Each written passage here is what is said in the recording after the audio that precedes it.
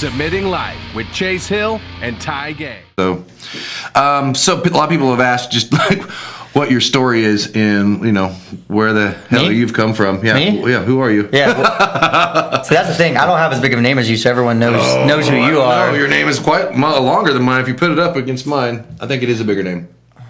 Yeah, T-Y. But yours is gay, though. Oh, can't get bigger than that, ladies and gentlemen. But, yeah. Well, I met you, 2009. It's been 8 years this fall. I've been training jiu-jitsu now. Ooh, I'm getting old. Yeah, I met you fall 2009. Came in here. I was like 18. Started jiu-jitsu. I was young and small. I'm still small, but a little bigger. You were really small. I was pretty small.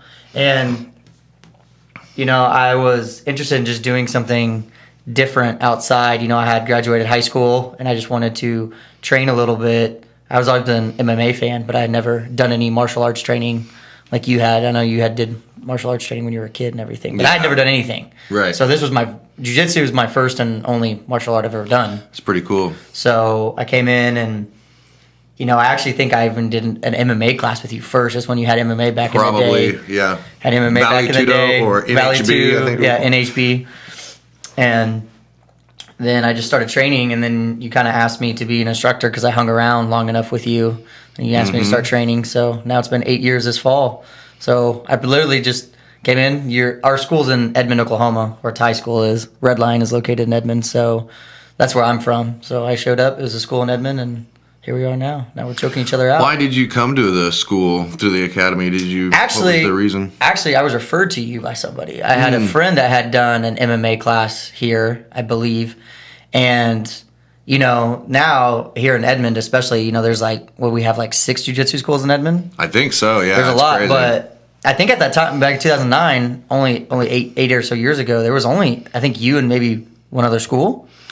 In Edmond, I don't know if there was another school in Edmond or not. I was the first jiu-jitsu school here, but I can't remember when the other ones started to happen.